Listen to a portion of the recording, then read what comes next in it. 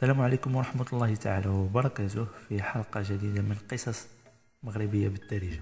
كنشكركم كاملين أولا على التشجيعات ديالكم اللي كتقوموا بها في الحلقات السابقة، وكاين شي بعض الحلقات اللي تحيدوا بسبب الحقوق الملكية ديال الموسيقى، ولكن هذه المرة اختارينا موسيقى أننا ما تحذفت الحلقة ويكونوا الحلقات كاملين، وإن شاء الله نزيدوا القدام وكاين الحلقات بزاف بزاف بزاف.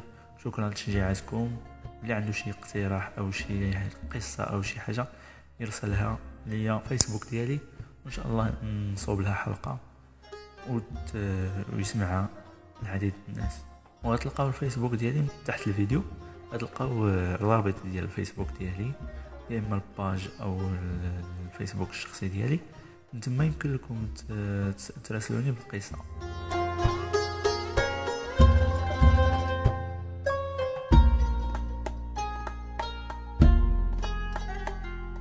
قصة اليوم كما كتشوفوا في العنوان أنها قصة مرعبة، يعني الناس اللي كيخافوا يحاولوا أنهم يقلبوا الفيديو وما يتبعوش معنا الحلقة. هادشي من المصلحة ديالكم. قصة اليوم من البطل ديالها خالد.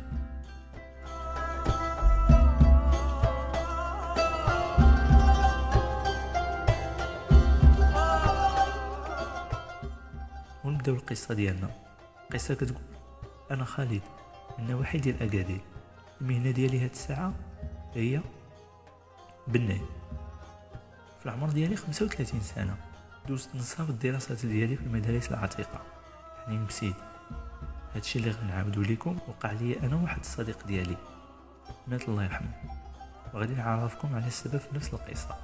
سمحوا لي الا كنت غادي نطول عليكم، وكنتمنى انكم تستحملوني شويه. من نهار وعيت في هاد الدنيا وانا كنقرا في المسيد، وتما فين تعلمت القرايه والكتابه. تقريبا 15 سنه ديال الدراسه في المسيد، وفي هذه الفتره مروا عليا بزاف ديال المواقف واللي كانوا غراب واثروا عليا بزاف في حياتي، واللي باقي كنعاني منهم لدابا. وباش نختصر لكم اكثر غادي ندخل في المفيد. فاش وصلت السن ديالي 20 سنه مشيت كنقرا في واحد المدرسه عتيقه، وتما فين تعرفت على الصديق ديالي الله يرحمه. مشيت ليها باش نتعلم العلم، وهنا كنقصد العلوم الدين والسيره النبويه الى اخره، لانني ديجا ختمت القران 5 المرات في المدرسه الاولى. وتعرفنا انا والصديق ديالي على الفقه ديال المدرسه، ومع المده تطورت العلاقه ديالنا انا والصديق ديالي، وكان ديما كيدينا معاه فين ما كان او فين ما مشى، خاصه الا كان عنده شي مهمه ديال الصرع او العلاج بالرقيه.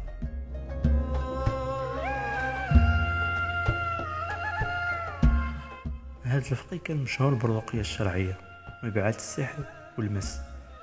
المهم باش ما نطولش عليكم، واحد النهار عيط ليا انا والصديق ديالي، طلب منا اننا نوجدوا راسنا حيت غادي نمشيو لواحد الدوار اخر يقضي واحد الغرض.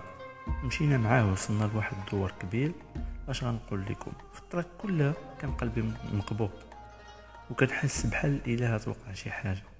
وصلنا لذاك الدوار ودقينا على واحد الدار كبير، فتح لينا مولاها، وكان رجل كبير حتى هو في السن. استقبلنا ودخلنا للصالون ريحنا. دخل علينا داك السيد وبدا كيهضر مع الفقيه ويعاود ليه على ولدو المريض بلي انه حال معاه، ما بقاش قد يصبر لداك الشيء اللي فيه، خاصه انه حاول يقتل امه في واحد الليله. تما فهمت انا والصديق ديالي ان الامر كيتعلق بعمليه الصرع، وباللي هذا هو السبب على جينا. المهم تغدينا وطلب منا الفقيه نتوضاو كيف العاده ونوجدوا راسنا. الحقيقه انا شحال من مره مشيت حضرت مع العمليه الرقيه الشرعيه، ولكن هذه اول مره كنت غادي نحضر معاه فيها العمليه اخراج الجن. كان قلبي غادي يخرج من بلاصتو بمجرد ما كنت كنفكر في هذا الشيء. دخلنا للبيت اللي فيه ولد داك السيد، لقيناه هو واحد المنظر والله العظيم كان شي واحد ضعيف القلب ما يقدرش انه يشوف داك الشيء.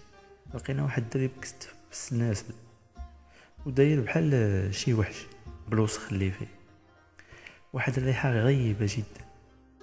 تيقوا بي انه كان كيبان في عمره 60 عام، هو في الحقيقه كان في عمره 25 عام. غير دخلنا للبيت وبدا كيضحك بجهل وكيقول: الباه جبتي وحدين اخرين والله ما عندهم باش ينفعوك، ولدك ميت بلا ما تعير راسك. كيقولها وكيضحك. دخل الفقيه وطلب منا اننا نشدوه باش ما يتحركش. اخوتي انا فشلت الصراحه، وما قديتش حتى نشد راسي، عاد نشد انا واحد مسكون بجن خايب. توكلنا على الله وبدينا كنقراو القران، وشدينا داك الدري بدا كيغوت ويخرج كلام غريب من فمه، وكيتكلم بشي لهجه غريبه جدا. شويه بدا كيبكي، والصدمه انه كان كيبكي الدم بلاصه الدموع، كيبكي وكيغوت، والفقيه شاد ليه براسو كيقرا عليه. وانا كل ما والله ما كان يعني تبتني الله في داك اللحظه كون راني طلقتهم في حوايجيس، حاشاكم. ما حد الفقيه كيقرا، ما حد الامور كتزيد تعقد شويه بشويه. بدا كيتكلم داك الدري وعاوتاني ويقول طلقوني، اش بغيتو عندي؟ وبدا الفقيه كيتكلم معاه، اش بغيتي من عند هاد السيد عدو الله، اش قربك ليه؟ والدري كيضحك بالغوات ووجه ويقول اراج هذاك ما عندك ما تقدم. والفقيه كان كيقرب الجهد شويه، طلب لنا اننا نجبدوه، واحد يشد من رجلين وواحد يشد من اليدين. الصديق ديالي شدو من رجليه وانا شديته من يديه، وكنا كنقراو القران. تخيلوا معايا سيد ضعيف بزاف بحال شي هيكل، يعني كيف كنقولوا حنا سكوليت، واخا هكاك حاسين بحال اللي شادين شي جمل، قوة الجهد اللي فيه هايج لدرجه انه تهز من بلاصتو، هزنا معاه. بقى الفقيه كيقرا حتى ولا داك الدري كيترجاه يسكت وما يكملش، والفقيه بقى كيقرا حتى بدا الدري كيقول صافي صافي انا كنسمع لكم، كيقولها بواحد الصوت بحال شي رعد تضرب في البيت. بدا الفقيه كيتكلم معاه ويقول لي اش بغيتي من عند هاد السيد، واش داك ليه وعلاش دخلتي ليه؟ هنا كانت الصدمه، حيت هذاك اللي كنا كنحسابوه جن صدق جنيه. وبدا كيتكلم معاه الفقيه، وداك الدري كيشوف فيا شي شوفات غراب. الصراحه انا تخلعت، كيشوف فيا شي شوفات غراب. المهم قالت ليه الجنيه للفقيه بان الاصل ديالها من الحجاز، وبلي كانت دايزه ونادى عليها واحد الدجال، يعني عيط عليها واحد الدجال هو اللي تسبب لذاك الدري في انها تسكنو. قالت ليه بلي الدري تعمل ليه السحر من نوع السحر الاسود، وبلي داك السحر صعيب يتبطل حيت هو مدفون مع الميت.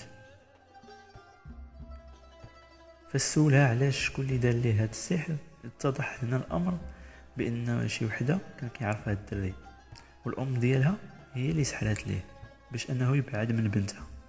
وداك السحر اللي تعمل حشاوه في الكفن ديال شي ميت وتدفن معاه. صافي ولا رجع الفقيه كيقرا قران، وهذيك كتغوت وتبقى تهضر بشي كلام غريب لدرجه ان السيد بدات كتخرج منه الكشكوشه صفرا من فمه والدم من عينيه.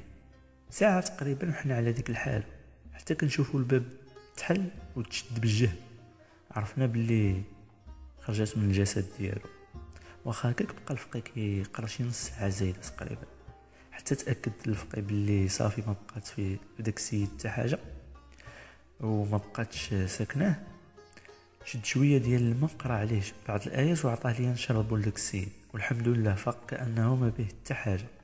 ما عمري غنسى المنظر ديال الاب والام ديال داك السيد اللي جاو كيجريو يعنقوا فينا ويرحموا لينا الوالدين، والام ديالو مسكينه كتبكي وكتعنق فيه وتقول له الحمد لله ونشكروه حيت رجعتي لينا. وانا الحمد لله فرحان حيت كنت سبب واخا غير مباشر في اسعاد الاب والام ديال داك السيد. كانوا على شويه غيضيعوا في ولدهم، وبقينا مع دوك الناس تقريبا شي يومين حتى تاكدنا من اللي السيد ولا بخير.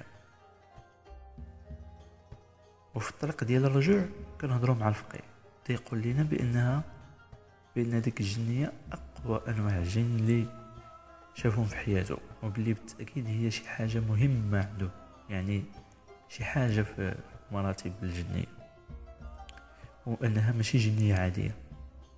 وقال لنا الفقيه بانها وعداته غادي ترجع لينا كاملين وما غاديش تنسانا. والله اخوتي غير سمعت داك الكلام صافي وقفت لي الشعره الى راسي، بديت نقول اش داني وعلاش مشيت. هنا نساليو الجزء الاول من هذا القصه. كنتمنى انكم تفاعلوا معنا بلي جيم الفيديو ما تنساوش لي كومونتير وتشجيعاتكم هو اللي كيخليونا اننا نكملوا السلسله ديال القصص بالدارجه. كان معكم مهدي بن نور، الى الجزء الثاني، الى اللقاء.